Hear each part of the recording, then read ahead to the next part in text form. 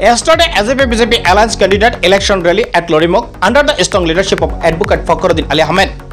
Health Minister Keshav Mahanta, Kaziranga Lok Sabha candidate Kamakhya Prasad Tasa campaigning together 7 places including Lorimok, Lailuri, Salpara, Laukha, Burbanda and Ambagan under the Kaziranga Lok Sabha constituency.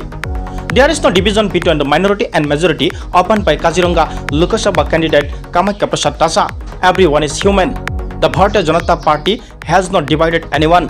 The BJP candidate Kaziranga Lok Sabha constituency Kamakhya Prasad Tasa said while campaigning Pob Lorimok Farmer Samakari constituency yesterday. The BJP candidate Tasa is campaigning in various parts of Farmer Samakari constituency yesterday along with the Health Minister Keshav Mahanta. Ahead of the Lok Sabha election, Health Minister Keshav Mahanta announced the free insurance for everyone. Lorimok অঞ্চলটো কলিয়াবৰ বিধানসভা সমষ্টিৰ অন্তৰ্গত হৈছে আৰু সেই মৰ্মে কাজিৰঙা সংসদীয় সমষ্টিৰো অন্তৰ্গত হৈছে।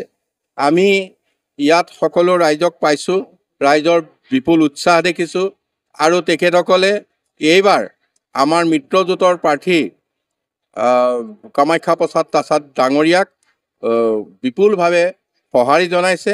আমি আশা কৰিম যে কলিয়াবৰ সমষ্টিৰ অন্তৰ্ভুক্ত হোৱাৰ পিছত এই অঞ্চলটিৰ বহুখিনি উন্নয়নৰ কাম আমি আৰম্ভ কৰিব পাৰিম।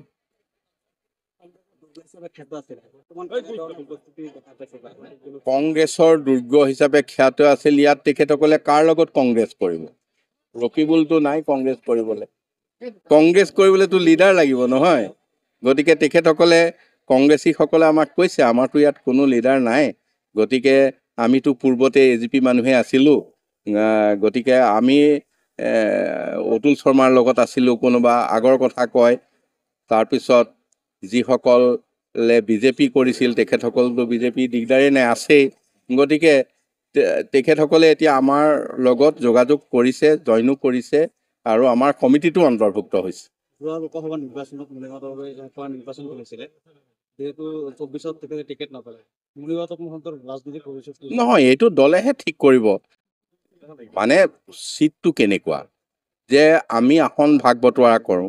আমি এইবাৰ ধুবুৰী আৰু বৰপেটা পাইছোঁ, গতিকে অসম গণ পৰিষদে কেণ্ডিডেট তাত দিছোঁ আৰু ইয়াত এইটো ভাৰতীয় জনতা পাৰ্টীয়ে পাইছে, তেওঁলোকে দিছে। এইটোত আৰু মানে এনেকুৱা নহয় যে এজিপিৰ পাই পেলাই মণিমাধৱক দিয়া নাই, এইটোতো হোৱা নাই।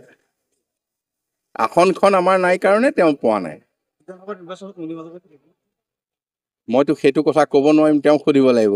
আৰু খাবলৈ মাতিম কৈছে আৰু নিজিকিলে মোক কৈছে যি কৰিব লাগে কৰিবি, একোতো নকৰোঁ, কিন্তু এটি খুৱাব লাগিব মোক। সেইকাৰণে কোনো সংখ্যালঘু সংখ্যাগুৰু নাই। সংখ্যালঘুসকল যদি সদায়তো ভাবি থাকে তেতিয়াহ'লে আৰু তেওঁলোকে জানে মানুহ হিচাপে থাকিব লাগে। আমি ভাৰতীয় জনতা পাৰ্টীয়ে কোনো সংখ্যালঘু আৰু সংখ্যাগুৰু ভাগ কৰা নাই। কৰিছোঁ নেকি ক'ৰবাত? অৰুণোদয় কাটিছোঁ নেকি? নাই কটাটো সমৰ্থন তেওঁলোকৰ ওপৰত আছে, তেওঁলোকে সমৰ্থন কৰিলে ভাল, নকৰিলেতো উপায় নাই, হয় নাই? সকলো আপোনালোকে কৈ থাকে সংখ্যালঘু, তেওঁলোকে ধৰ্ম বেলেগ হ'ব পাৰে, মানুহটো একে মানুহ। সৰ্বধৰ্ম সমভাৱ কৈছোঁ, সবকা সাথ সবকা বিকাশ কৈ আছোঁ। আমি সেইকাৰণে ৰাইজক ৰিকুৱেষ্ট কৰিছোঁ, আমি ৰিকুৱেষ্ট কৰিব পাৰোঁ। তেওঁলোকৰ অধিকাৰ, ভোটদানটো নিজৰ অধিকাৰটো, সেইটো তেওঁলোকে ভোট দিব পাৰে নিদিব পাৰে। যদি ভালভাৱে ভোট দিব নহ'লেতো আৰু তেওঁলোকৰ নিজৰ কথা। কিবা ভূপেন বৰাৰ কথা বাদ দিয়ক না, এইটো গান কেছ। ভূপেন বৰাক আমাৰ ওচৰত কেলৈ সুধি থাকে? হিমন্ত বিশ্ব শৰ্মাৰ কথা সোধক না, আমাক আপোনালোকে আমাৰ কেশৱ মহন্ত ডাঙৰীয়াৰ কথা সোধক। বাকী লিডাৰবিলাকৰ কথা আমি জবাব দিম, ভূপেন বৰাৰ জবাব তেওঁ নিজে দিব।